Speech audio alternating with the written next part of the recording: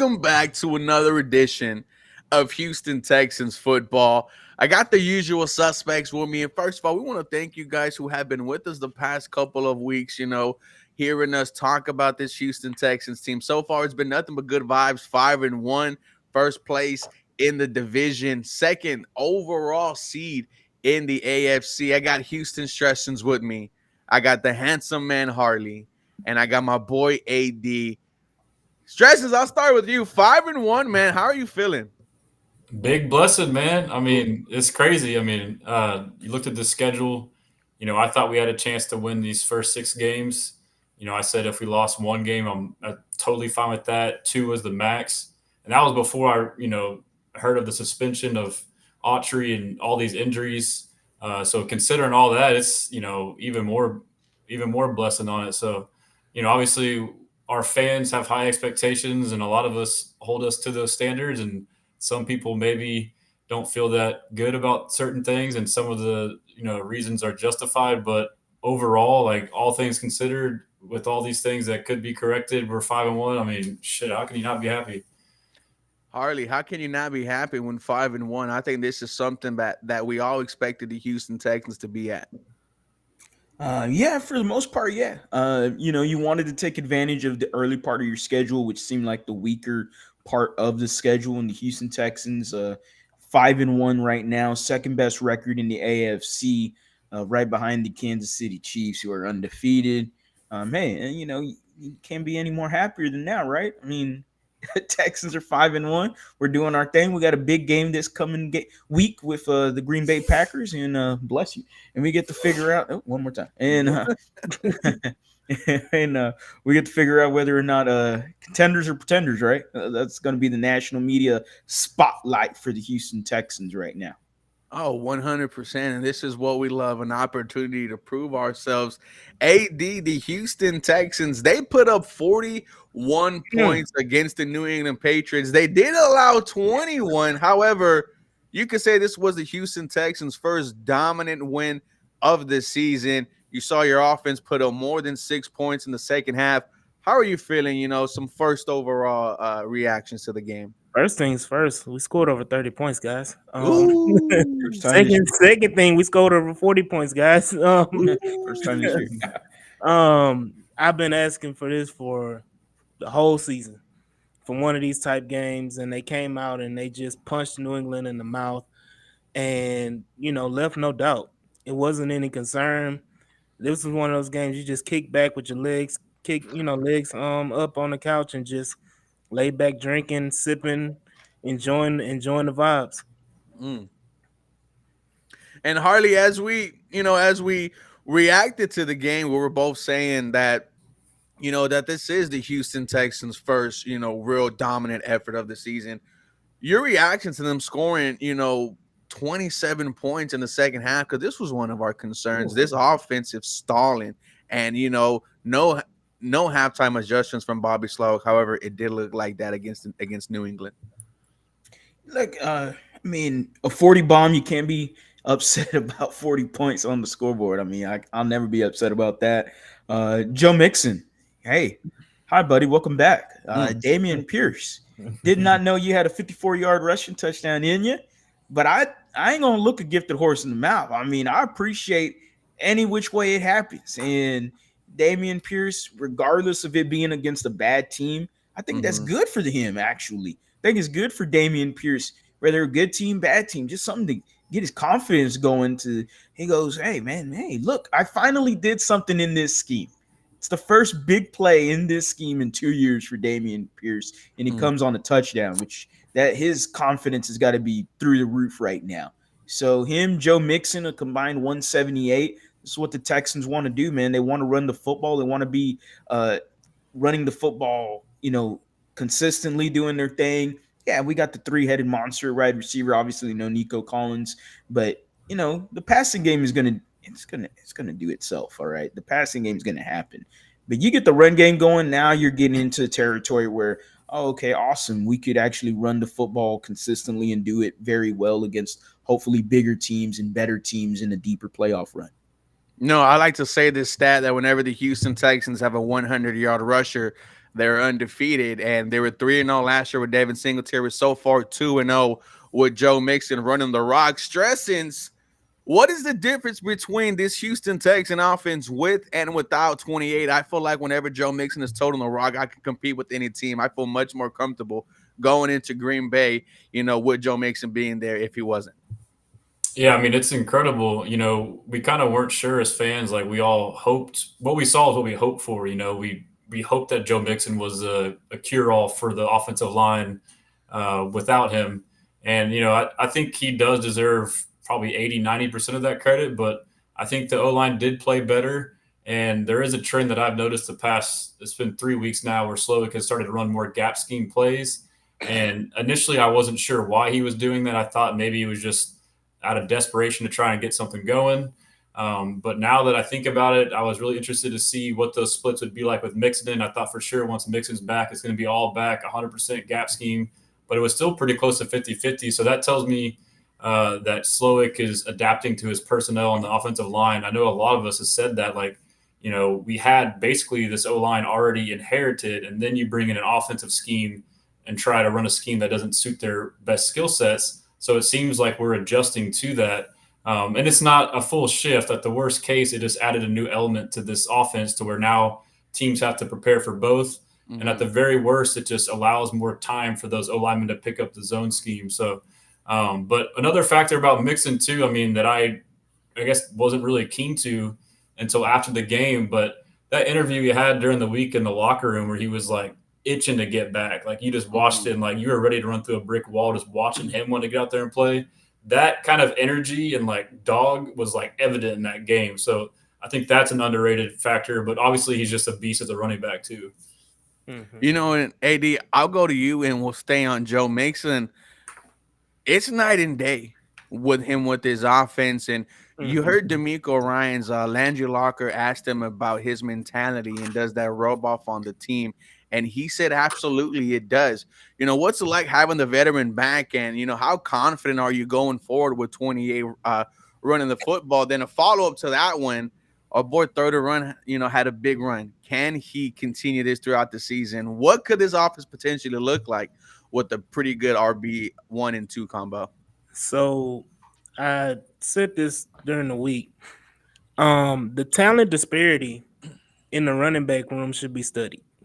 The fact that between Joe Mixon, Dameon Pierce, and then of course the now traded Cam Akers, and JJ Taylor and even Dare, the gap between Joe Mixon and the rest of those guys is enormous. The offensive line, they needed to do a little bit better, but what combats a misstep or fault on the offensive line is the running back knowing what the hell he's doing. So if the running back knows what he's doing and where he's going and how to execute, you're going to see successful runs like we saw. Dameon Pierce, credit to Bobby Slowick for playing into Dameon Pierce's strengths. His best runs, including the 54-yarder, was, a similar play. Stretchens put it out there. Similar play to his rookie year on that toss pitch play. So giving him ideas and everything like that to execute. So, yes, having those guys in their running back room is going to immensely improve this offense. And, you can't help but love it. No, and then we just love that it was 31, man. Had a horrible year too. And, Stretches, when he put out that video, man, it made you like a little emotional, right? You see the rookie Dameon Pierce showing out there. Look at the towel. Look at the towel. Never doubted him, baby. Never a doubt. Harley, I think someone who had a pretty big day, an impactful day. Stephon Diggs, 6 receptions, 77 yards, 1 touchdown, going against the number 1 cornerback on the Patriots, Christian Gonzalez. And, I think Stephon Diggs had a very impactful day. And, dude, I just love that he is a Houston Texan, man. Yeah, it's fun to have him on the team. Felt like a game within the game, right? Definitely felt like there was some sort of beef between Christian Gonzalez and Stephon Diggs. Nothing major, probably something minor. Just seemed like back and forth we saw. Yeah, man, competitive juices start flowing. And, he got a little little bogus flag thrown his way. I thought it was bogus. It is what it is, though. He got the touchdown, and I already know he probably, Christian Gonzalez been guarding him. He'd be like, "Hey, man, I thought you were gonna cover me all game," because there was room. I saw something that Christian Gonzalez said, "Yeah, I'm gonna stay on Stephon Diggs the whole game or whatever," and Stephon Diggs got the touchdown on him. Look, man, I think this question's great for Bills fans. Actually, I mean, Okay. Buffalo Bills is the one with the pie on their face right now, because hey, man, what's going on? I see the conversation all off season was we're gonna get rid of Stephon Diggs, we're gonna spread the football, we don't need a number one wide receiver, we're gonna go out get a Khalil Shakir, we're gonna go out and get I think they got Curtis Samuel or something, we're gonna go out and get these guys, we're gonna go draft the Keon Coleman. And then the Houston game happened, and you know what? 9 for 30, buck 31, one touchdown. And all of a sudden, they kind of look like they need a wide receiver one. And the Bills went, hey, you know what? I think we kind of need a wide receiver one. And you know what? Let's go trade for that Amari Cooper fellow. And okay. Oh, how the turntables? Have the turntables have turned, as as the Office is always the great quote from the Office. I just laugh at it. I think it's pretty funny considering what's going on. I think it's a great question for Bills fans. Hey, just to your note, Stephon Diggs was 6 of 7 for 77 yards and a touchdown against Christian Gonzalez. Yeah. So it felt like a game with it. I'm sorry. Let's see. And Gonzalez is a pretty good corner. I'm sorry, not against Gonzalez. It says a bulk of it against Gonzalez. 4 of 5 for 39 and a touchdown against Gonzalez. But I mean, we'll give him 6 or 7. And Stretches, we'll stay with you, man. Your thoughts on this wide receiving core stepping up in the absence of number 12. We saw Tank Dell lead the team in targets with 7 catches, 57 yards, and a tutty. Man, I thought Tank Dell was about to just abuse the Patriots secondary. It looked that way in the first quarter. We're still waiting for that big game. But how did this wide receiver group play for you on Sunday?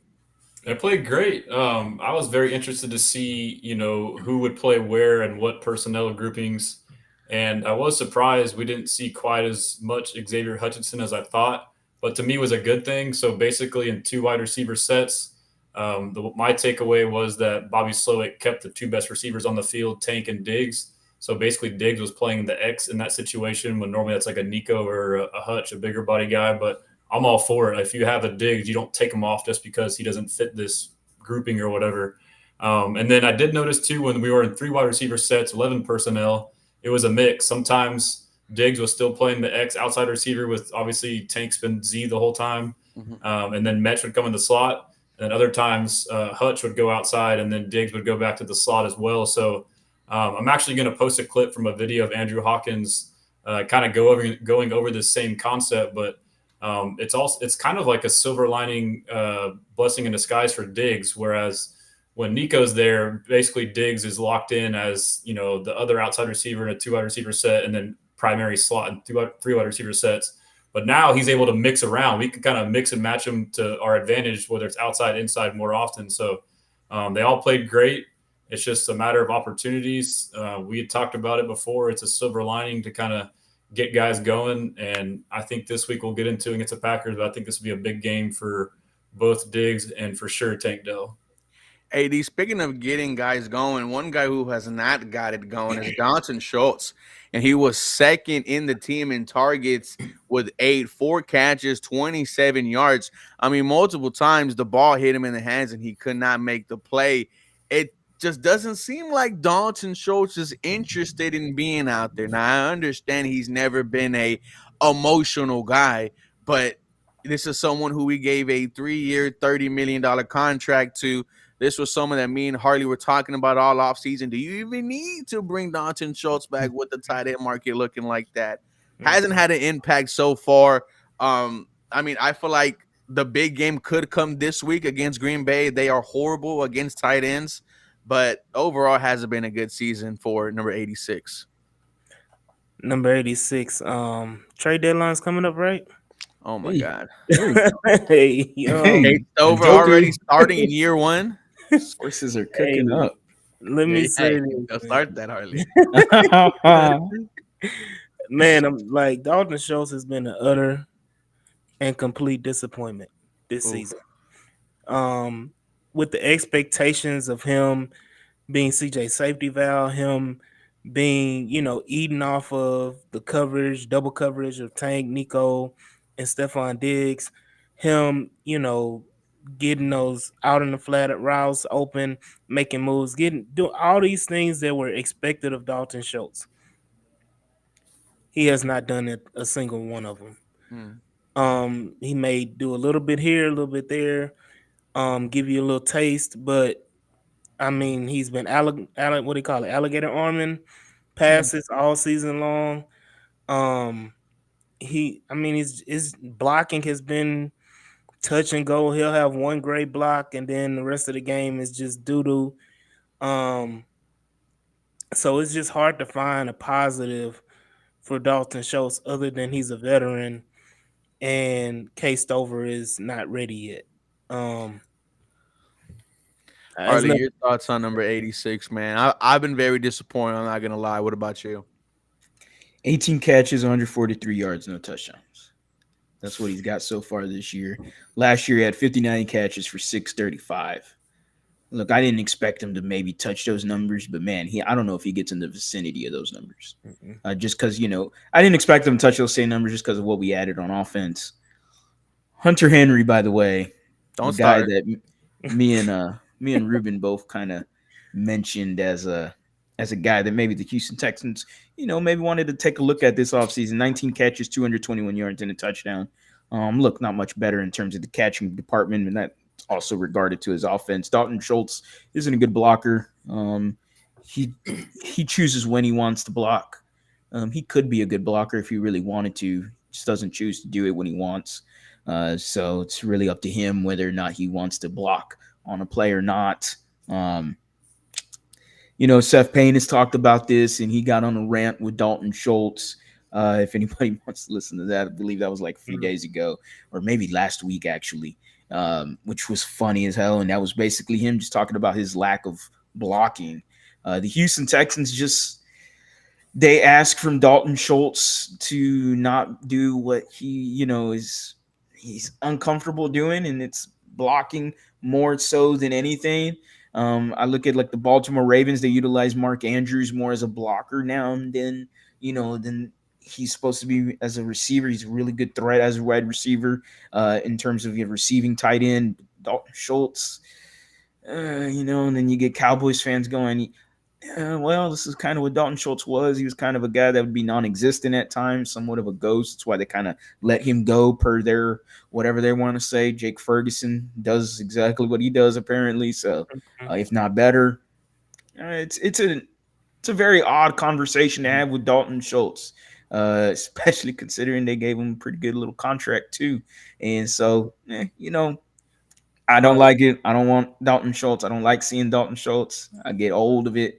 He's really old, but kind of hoping that maybe a breakout game is going to happen sooner or later. Maybe something's going to happen where he, breaks out for a season high 5 catches in 35 yards.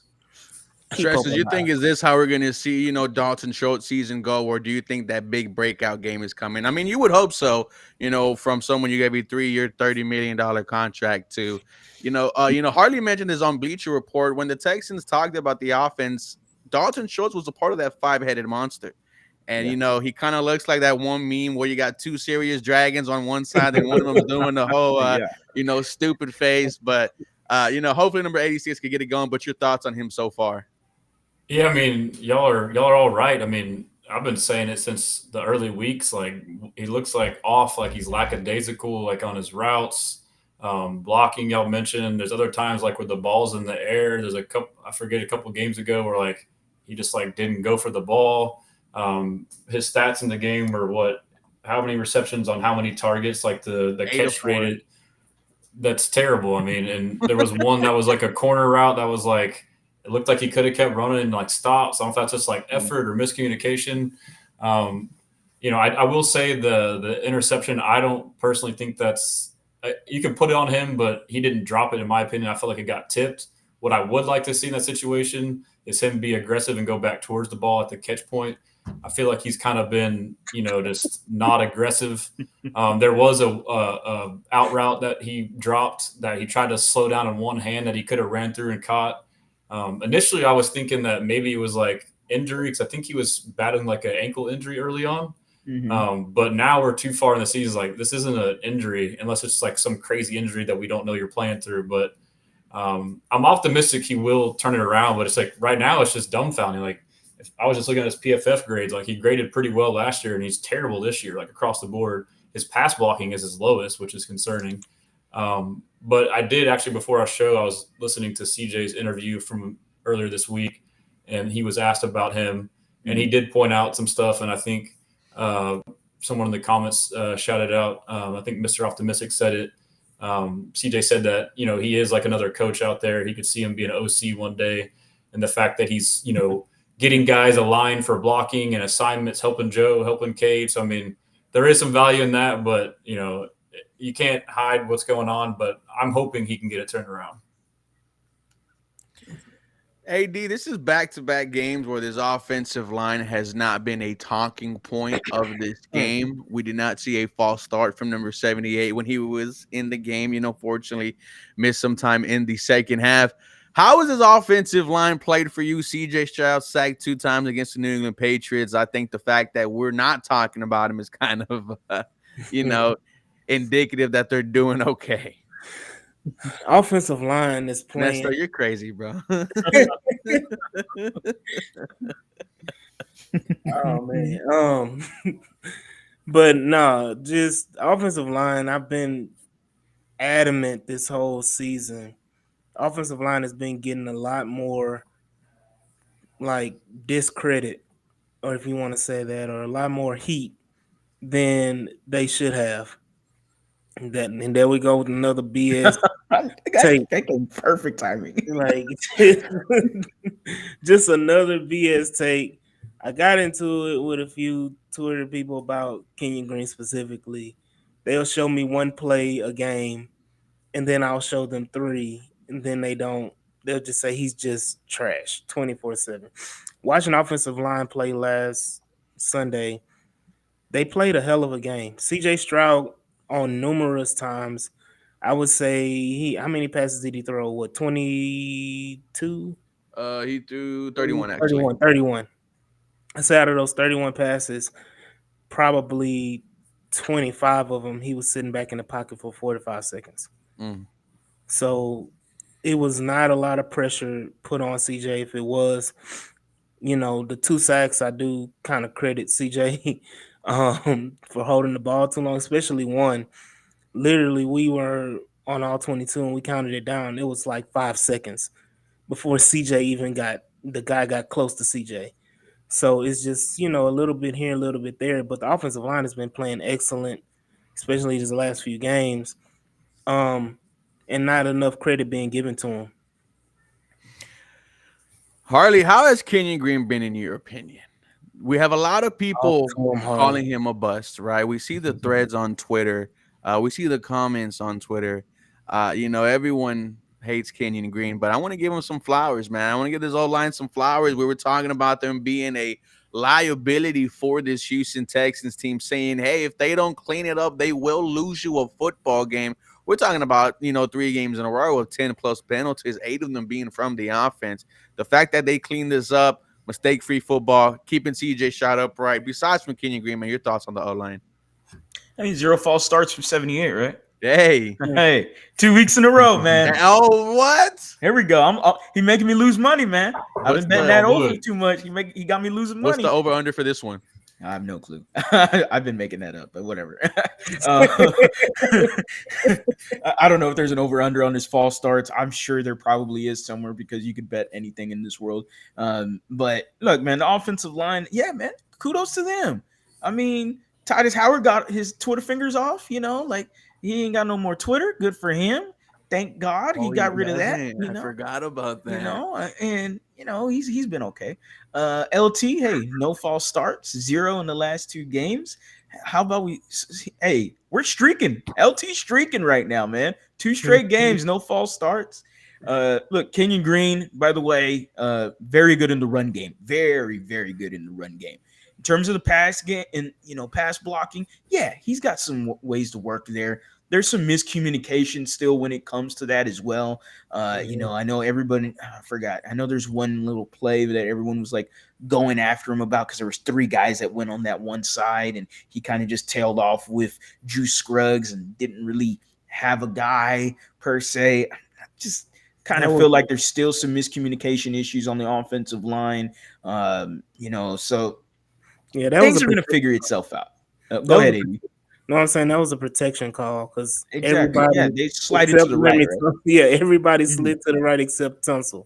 Yeah. So it was actually a protection call that everybody followed. So, I don't put too much blame on him. That may be more CJ and Bobby than anything, or who I don't know who calls the protections.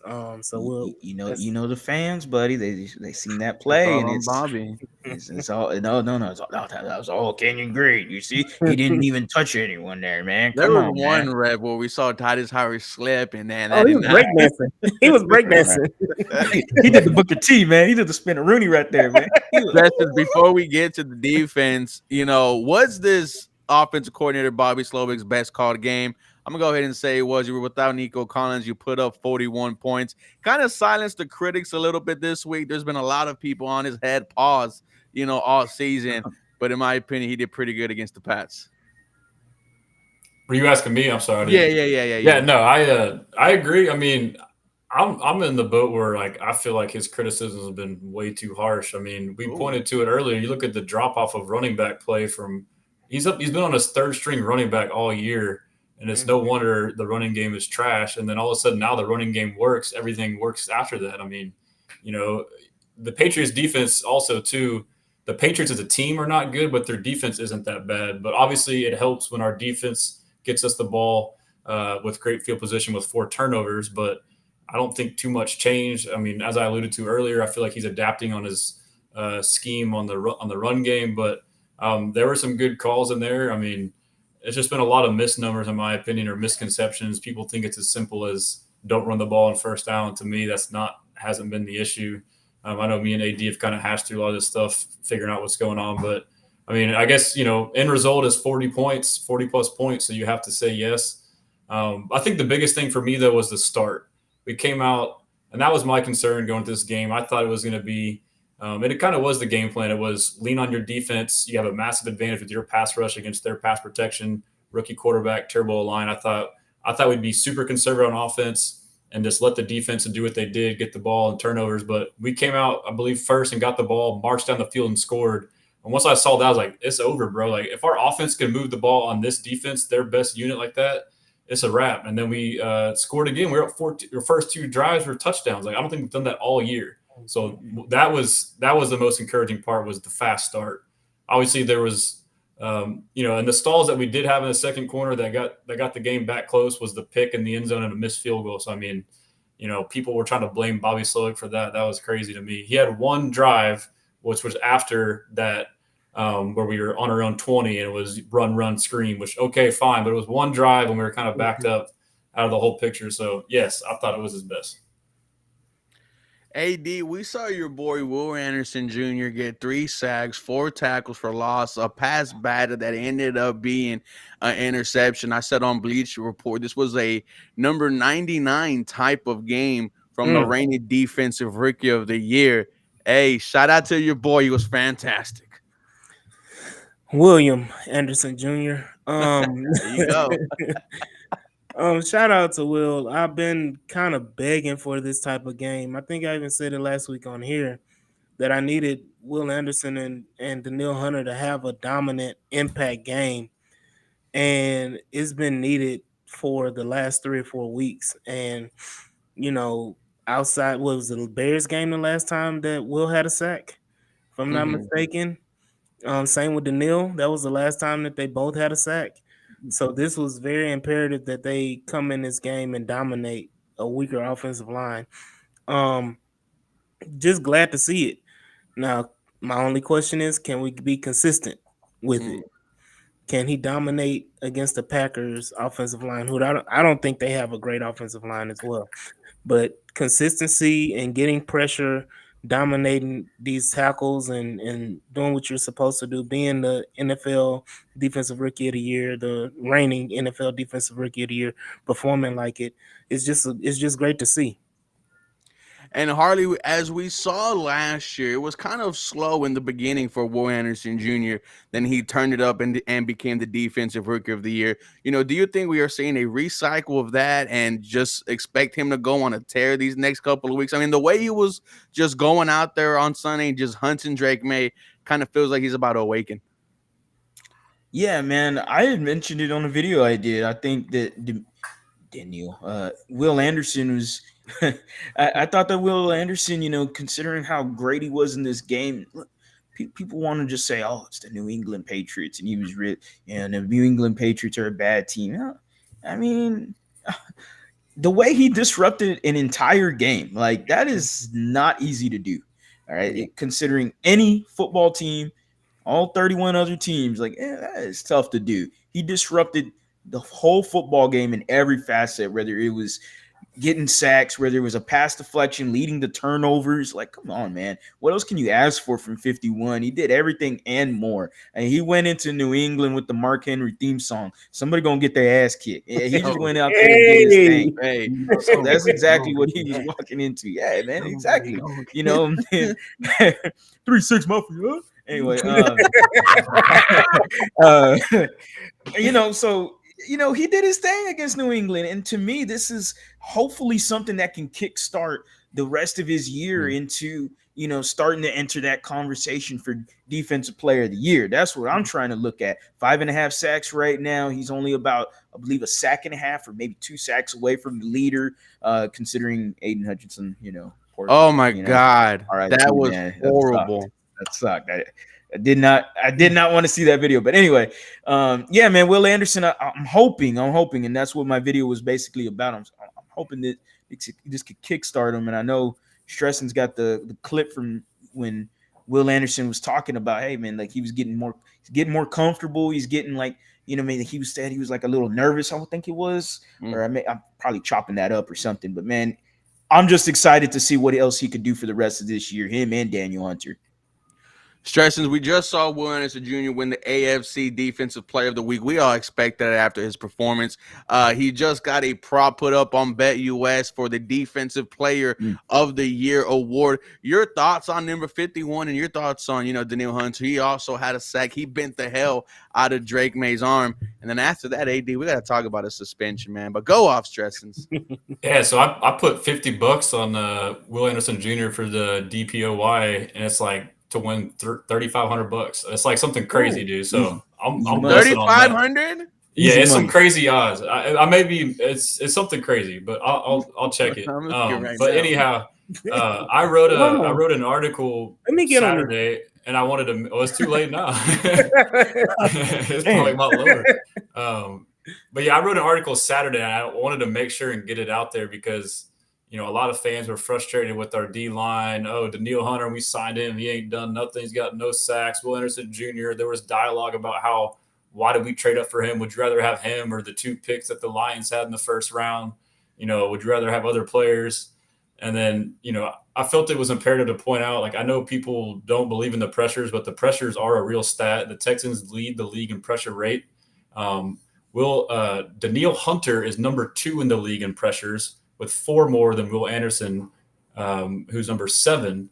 And, Will Anderson went from being bottom of the league in sack total, and in just one game, he's like, top 5 now? So, I mean, like, what really changed? Like, nothing really changed. It's just opportunity. Maybe he didn't get double teamed as much that game. Maybe, you play a quarterback who's not as mobile. I mean, really nothing changed. So, I mean, it's just a good reminder, like, to keep that into perspective. And so another thing, too, about these sacks, it's like turnovers. They come in bunches. People get so hyper-focused on sack numbers, but in just one game, we have a favorable matchup against a bad D-line. Our whole team total sack numbers and individual sack numbers went through the roof. And then even then, too, in the article that I wrote, like, I went and looked at the sack numbers that we had. Like, we were still top 10 in the league. Like, you would have sworn we were, like, number 32 in the league. And then one last point to go off that is it's a testament to our D-line playing together. Like, rather, we could have multiple guys with, high sack numbers now, but they would be individuals not playing as a unit, and then it would result in more big plays and points and losses, honestly. So, a lot of these people are, criticizing the D linemen for doing their job the right way and playing as a team and not getting sack numbers. But, the Josh Allen game, he was 9 for 30, but I bet you about 6 or 7 of those incompletions were basically sacks where he flushed them out and they were 0-yard passes. So I'm not surprised. I'm glad it happened, and people can realize like our D line is absolutely insane. And now we're about to add Danico Autry into that. Like it's a wrap, bro. AD Stressens brings up Danico Autry. Unfortunately, we lose Mr. Mario Edwards Jr. for substance abuse. It's not weed, whatever he got popped for. There's been some speculations about what it is. We won't get into that. But when you get out, you get someone in, right, Paul? That was crazy. Danico Autry coming back from suspension.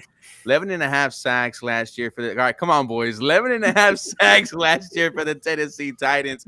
And, he's averaged around 8 sacks a year for the past 4 or 5. I think he's played with the Colts. He's played with the Titans as well. So he's familiar with the Houston Texans, man. First of all, let's give a shout out to Mario Edwards Jr. He played fantastic in his absence. And I'm just so excited to get Danico Autry back. Yeah, Danico Autry is somebody we've all been like waiting to see. You said it, not me, Sarah. You said it, not me. Hey, I'm gonna say something else, but I'm gonna keep that to myself.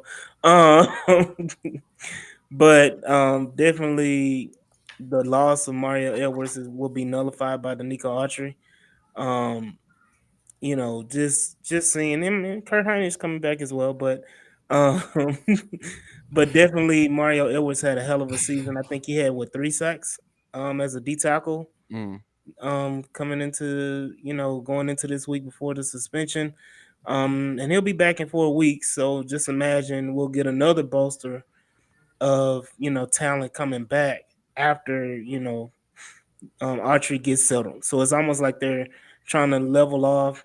Mario Edwards got settled in, making plays. Now Danico Autry has his opportunity to take over, make plays, and do what he does.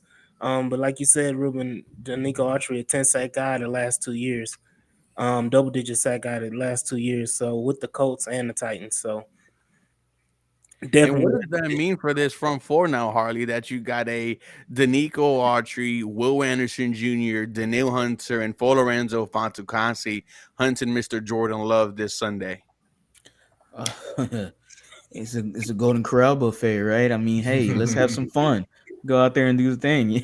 Y'all get the Rose at Golden Corral, right? Of course, right? Of course. Oh, Golden Corral, man, is undefeated, man. It's a staple. That's been a long time since I've been there. It's probably been like high school. It's like CC's. Like Ruben, remember CC's? Oh, CC's. That tweet I sent you. Oh boy. Mexican. We used to go there and see who could eat the most, and then everyone would be thrown up in the parking lot afterwards as kids. Basically. What was I talking about? Oh, the front four with there we go. Yeah, Daniil and got me thinking of them goddamn cinnamon rolls from CC's, man. My fat ass senses were tingling right there, man. Yeah, no, man. Danico Autry being back, yeah, it's amazing to have, because we were just talking about. Come on now, we were just talking about what Daniil Hunter and Will Anderson did. Now you add in Danico Autry. Brad is funny as hell, man. Yeah, man. He's crazy, man. He's on a roll tonight. Like now you add Danico Autry to this defensive line group. It's only going to make life for Daniil Hunter and Will Anderson easier. I mean, let's consider Danico Autry 11 and a half sacks. I mean, this guy ain't no pushover. He was an underrated signing in the offseason for the Texans. Someone that kind of got, kind of swept under the rug a little bit because of the Daniil Hunter signing. But let's not forget what Danico Autry can bring to this team. Him, Fatukasi, appreciate Mario Edwards. Hey, you're out 4 games.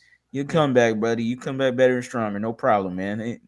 Houston Texans defensive line, they're all about rotation anyway, man. So they're going to be rotating in and out. They're going to have fresh legs in there consistently. I'm not worried at all. I love what this D-line is going to look like, and I can't wait to see Danico, Will, and Daniil Hunter at the same time. Ooh, scary for quarterbacks, opposing quarterbacks. Dude, a lot of people still don't know who Danico Archer was. AD, if you remember back in the spaces when we signed him, right? Like we were like, who the hell was Danico Archer? And then when I mentioned his SAG total, I think it was Rogue who said, "Is that his career or for the season?" No. We're like, "Nah, it's for the season. This dude is a sack artist." But Ass you know, kicker, bro. dude, I'm excited. Stressins, how dangerous can this front four be? Like realistically, with everyone back, everyone healthy, I think this is just the start. It's insane, man. I mean, Autry might be the most underrated signing in the entire offseason and one Don't of the get most me underrated excited, bro, because players. I'm gonna expect And like 2 sacks. he's already underrated and slept on, but like the fact that he was suspended for 6 games, like people like even more so like forgot about him. Like he's not going to be on our team. And that also too is kind of peculiar. Like they seemed like they knew that suspension was coming, so they were able to prepare for that. So that was good to know. But I am curious to see how he'll be utilized. Whether he'll be a straight up replacement for Mario Edwards Jr. by playing the tackle position, or if he'll still kind of flex in between the edge and the interior, which I imagine that'll be what it is. So you think about that if you have Will and Daniil running 60, 70+% of snaps and getting breathers on some, and you're the tackle and say, finally I get the spell guy in, and the spell guy is the Nico Autry who's just as good. Like that's insane, bro. And then also with Autry too, like this sounds pretty much like a plug and play. I mean, from D'Amico's words about him this week, he's basically gonna hit the ground running. You have to remember he's coming off suspension, not injury. So he's just been like training, ready to freaking go this entire time, dude. And he's probably PO'd about his suspension, kind of how Mixon was, like ready to get out there. And the one thing that stuck with me this whole time, ever since we got him, was the first time I heard Caserio talk about him. He called him a junkyard dog. He said he's the type of person you want to have in a back alley with you if you have something go down. So that's the kind of like he's the tone setter, like a nasty dude. No Diddy. Yeah, it's gonna be crazy, dude. I mean, and then we also are. I would be remiss if we did not mention Kurt Hinish is also coming back too. Obviously, he doesn't carry the same weight as a name like Autry, but that's a nice piece to add. So, and then y'all mentioned Foley and Settle and other guys stepping up. All the interior guys are underrated, but this D line as a whole is just insane. Yeah, I almost got offended when Nick said the junkyard dog. Yeah, a little bit. I do agree with that. R.I.P. the junkyard dog. Kurt Hinish is Houston Stressen's version of Roy Lopez for me. Yeah. How's he doing in Arizona? He's having himself a solid year again in Arizona. Similar build, huh? Put some respect on the Mexican defense. There we go. Come on now.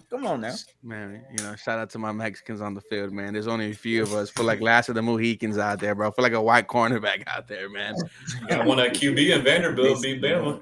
Oh, yeah. There go Pavia. That, put some respect on Vandy's name, man.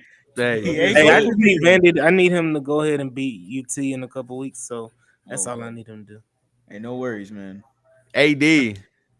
We saw the rookie Kalen Bullock snag another INT. That's now 2 of the year. He's currently plus 2,500 for defensive rookie of the year. But how has the third round safety played this season, in your opinion? I am a fan of Kalen Bullock. It feels like, D'Amico loves him. And, it's only up from here from Kalen. Fantastic start to the season for the rookie. When we drafted Kalen Bullock, we did a live, and I was like, I think this is the best pick in the draft for the Houston Texans. It's something that he fits what the Texans have desperately needed for multiple years, which is a deep cover, sideline to sideline safety, ball hawk safety. And he's absolutely that. Okay. Wow. Hey. Okay. Fernando Warner, who's that? But definitely Kalen Bullock has been amazing this year, taking everything that the Texans have given him as far as playtime, responsibility. He's excelled, had his rookie mistakes, rookie hiccups here and there, but he's definitely all around. If you want to be honest, because I'm not considering Jalen Petrie a safety, he's been our best safety hands down No No, I doubt said that about it. yesterday. I think So, he's more, valuable than Eric Murray. mhm. Jimmy Ward, you can't rely on him to be there on Sunday. I'm sick of Jimmy Ward as a Houston Texan. I think Kalen Bullock has Hey, been your guy. hey, if y'all watch SpongeBob, y'all know that fish that always is in the cast and everything. My leg. My leg. Jimmy Ward. That's Jimmy Ward, man. That was easy to put together. You know, Harley, we saw a lot of people upset that the Houston Texans gave up 21 points to the rookie. One of those touchdowns, Derek Stingley getting beat by Mr. Booty right before halftime. Your thoughts on people kind of criticizing this defense, and the 21 points. I mean, look, I think I was a little upset that they gave up 21 points. Just, if we were going to have any sort of critique, I think giving up 21 to the Patriots was I guess, a little small something that I was Not upset on our about. bingo card. What's that? Like we didn't think that was going to happen. Oh, yeah, yeah. I mean, it is what it is, man. I look at it like this. I had a bunch of Patriots fans in the comment section on one of my little viral shorts where I like trash talking the opposing team. And that was the one where, Drake May after the game, and it was Jackie Chan saying broken, broken, broken, broken, broken. And, and Patriots fans were like, oh, this aged horribly. And they were just like, oh, we dropped 21 points on one of the best defenses in football. And I was like, okay, one of the injured defenses in football. But you know what, man? I just laugh at it. If Patriots fans feel better that about a rookie quarterback inconveniently just saying 3 touchdowns, not remembering that there was also 2 interceptions and a forced fumble. Okay, let's not forget that either. I just laugh, man. Patriots fans make me laugh. I used to think of them as, oh man, I gotta respect Patriots fans, because they got Tom Brady and they got a generational quarterback, generational coach, and they got themselves about 2 decades worth of bounty of success. I don't feel sorry for them at all. I know I don't, man. But they made me laugh. Like, come on, man. The card you could have put was we got more Super Bowls in you, and no one ever pulled that card. Maybe that's a little respect to them, but they just kept saying, "Oh, our number 3 wide receiver burnt your number 1." I'm like, man, the bar is low for Patriots fans. Like, this is how bad it's been for them, man. They are happy that a rookie quarterback dropped 21 points for them. They said the refs cheated. They said they were throwing too many flags, and I'm like, hey, bro, if there's anyone who should be mad about cheating, it should be everyone else. I lost some respect for Patriots fans, man. Come on now. I thought we were better than that, man. Come on now. Stresses as we look a little ahead to next week against the Green Bay Packers. And, I'll ask each of you boys this question before we leave. What does this game mean for this Houston Texans team? And at the very end, give me a little small prediction, something that we need to see for a Houston Texans W. I mean, it's a tough game. I mean, when I looked at the schedule before the year, I had us going 6-0 and this being a potential first loss. I think it's a 50-50 coin flip game. It's 2 great teams. I think if we lose this game, we're not pretenders or frauds. I mean, it's, 2 good teams. It'll be a good measuring stick to see where we're at if we continue to take that next step. I thought this Patriots game was really encouraging. It was the first time that we actually put a team away. I mean, we saw it, all last year and early this year. We've dominated games box score wise, yards wise, time of possession wise, but still find a way to allow teams to stick around by playing with our food and it being a 1-score game in the end. And it looked like it was going to happen again at halftime last week, but they turned a corner and put it on the second half. So that's something to look forward to see if they're able to kind of continue to take that next step. There's definitely a lot of key matchups, a lot of injuries, linebacker, secondary. Obviously, Jordan Love is good, but we mentioned the D-line and their O-line. Young tackles aren't the best at pass pro. I think we got an advantage there. And I think on offense versus their defense, Mixon obviously with DP will be a force, but they do run a lot of cover 1 and cover 3 single high safeties. I think that we will see if they continue to do that against us, CJ will tear them up. I'm going to say 24-21 Texans. Oh, Harley, you hear Mr. Engineer say it means everything. Is that your mindset going into this game? Does this game mean everything for the Houston Texans? A lot of people are saying if you lose this game, you're a pretender. You're not for real. I feel like I've heard that every single, game this season. I think in terms of national media, like I don't agree that this game makes you pretender contender kind of thing. But in terms of the national media talk and the talking heads and what people deem important around sports talk, they're definitely going to have this labeled as a pretender contender kind of game, and they're going to look at, oh well, if the Texans lose, they've only beaten teams that were basically under 500 or at 500. So, besides the Bills, so I'm like, okay, cool. And then they're like, oh, well, you barely beat the Bills too. So that'll be a conversation to be had. If you beat the Packers, then it's, oh, the Texans, they're contenders. Look what they've done. Oh my God, they beat the Bills. Instead of they barely beat the Bills, it's, oh well, they beat the Bills and they dominated the Patriots, which it is what it is. I think overall the Houston Texans, I don't know what the definition of everything is here. I mean, there's still a long season left. This loss, if it happened, doesn't ruin your season or anything. It doesn't ruin home field advantage or anything. Like, this is still early in the season. Obviously, I'm going to predict a win because I'm a Houston Texan fan, and I've predicted a win every single game except the Baltimore Ravens game last year, very first one of the season. And ever since then, I've predicted a win ever since.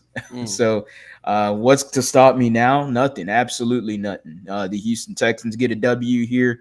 I'm expecting a shootout, but I'm also expecting the Houston Texans to generate pressure. Jordan Love is one of his, if not the worst quarterback in terms of passer rating when he is under pressure. Adding Danico Autry into the fold with Daniil Hunter, with Will Anderson, create some pressure, create some looks. I know D'Amico Ryans isn't known for blitzing, but this year he's done it quite a bit. Actually, he's kind of changed that motto of his, where the bend don't break. Hey, and F it, send the pressure, send it in. Jordan Love is one of the best quarterbacks when he is not under pressure. We saw that just this previous week against the Arizona Cardinals. The Cardinals are one of the teams that generate the least amount of pressure in the NFL, and the Packers ate them up. They were probably going to eat them up regardless. But that being said, the Houston Texans get a W. Score prediction. Whew. F it. I'm going to go another 30. We'll go Houston Texans get 31. Packers 24. AD, all this year I've heard, oh, the Houston Texans can only beat the shitty teams. Then it was, oh, they can only win by 3. Now we get a blowout win, and now they're saying, well, you need to have a win against a pretty good team. What does this game mean for the Houston Texans? You had Stressens who circled this game earlier when he saw the calendar. I myself did. We know what this means. You had 2 great quarterbacks going against each other all in the offseason. First Take, ESPN, they were having the debates. If you were going to start a franchise, who would you rather have, Jordan Love or CJ Stroud? This is a fun game. I'm expecting to shoot out myself. Your thoughts on it? This is we've seen it in the chat. This is a statement game. This is the put the league on notice game. This is the I'm here to stay game. You're playing a Green Bay Packer team who's pretty good this year. Jordan Love came back after that crazy injury week 1. Also, you're playing in Green Bay. Yep. You're playing on the road in a tough environment. The weather is not supposed to be great. And it's you win this game and you just everybody is looking. They've been looking at us anyway, but now the tone is different. The tone is like, okay, let's take these guys seriously now. And you're going to see that. So definitely, what needs to happen for us to do that is dominate in the trenches. Stressens mentioned about their young tackles. Harley talked about getting pressure on Jordan Love, but also dominating in the run game. Let Joe Mixon go crazy. Their defensive line is not as weak. It's not as strong. I'm sorry. Their defensive line is weak compared to years past, and they're susceptible to the run. So definitely go in there and run the ball down their throats, pause, and and dominate on the defensive line as well and get pressure. Will Anderson have a repeat performance, win Defensive Player of the Week again. Danielle Hunter, you love Green Bay. Show Yup. us how much you love Green Bay. That's a You good know, point. so definitely feel like the Texans beat the Patriots last week. What Patriots starts with a P, right? Yes, sir. And beating the Packers Start with a P. it starts with a P, right? We Looks pushing Called like P. alliteration right there. looks like we pushing P. There we So go. There we go. There we go. let's go ahead, man. I got the Texans winning this game. Another 30. I'm forever the rest of the season going to predict 30 points. 37-27 Texans win. Double two-score game. Oh, I love that. And, I do agree, AD. This is a statement game.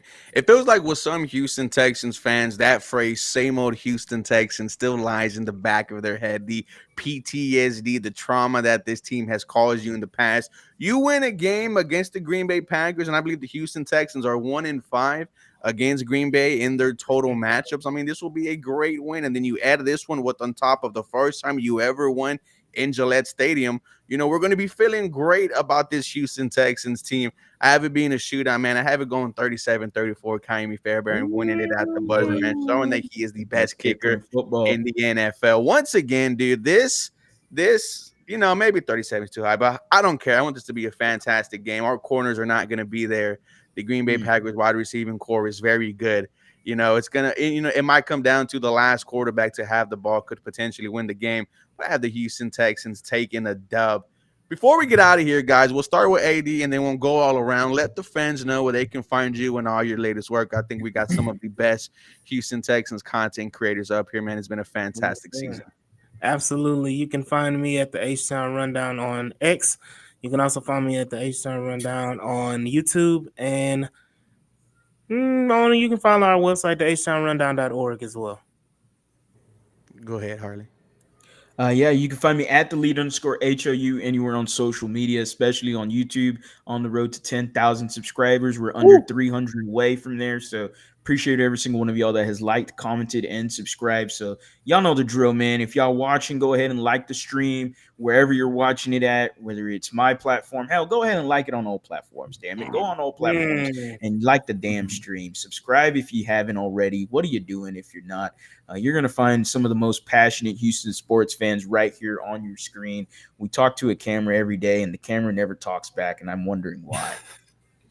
Go ahead. That was fantastic. Go ahead, Stressens.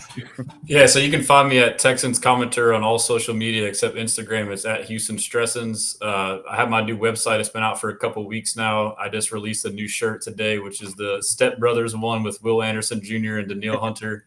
I got a couple other shirts I'm going to drop. I'll be going live here right after this on my stream. You'll see it on all the same platforms. So I also got the H-Town 713 shirt. I'll be adding that to my site, but it's also on another site as well. It's been a great season. Like Ruben said, I mean, I'm enjoying every second, every day of this. I feel like the weeks just go by so quick because it's like consume Texans content. Dude, all day, everything's every day. Better. The beer's better. Life is just good, man. Better. The sex is fantastic, man. This is what happens when you have a winning football team, man. Yes, sir. I could get used to this, boys. Yep. But let's get used to it in the playoffs. Oh. I'm gonna have a baby. We go far, bro. What's far, man? What's far? Hey, man, I'm having a kid. If we hoist up that Lombardi, 9 months. What about tattoo? Are you a tattoo guy? I want to get my leg done. Yeah, I mean for sure. Let's get something out there. We got something to aspire for. Why we get AFC Championship appearance? You can get like a logo and then Super Bowl. I'll get a logo. I won't get the trophy. Yeah, I'll get the logo. Ooh. Only if we win, though, right? Ruben not swarming, y'all. Ruben is not. You get the trophy, but don't put the year. AFC Championship, Mr. 713 Houston Sports is going to get the new alternate logo or what? Yeah. I could do that. I'll get that in the back of my calf. Okay. Yeah, I'll down to do that. I'll do that. Every Hispanic got that Texan logo on the back of their cap. All right, I'll get it. I love it. I love my people, bro. I love it. You can find me on YouTube. Just type in 713 Houston Sportcast. It'll pop right up, man. Hey, like I said, I think we got some of the best Houston Texans content creators up here. Guys, have a real blessed day. We'll see you next week. Hopefully, reacting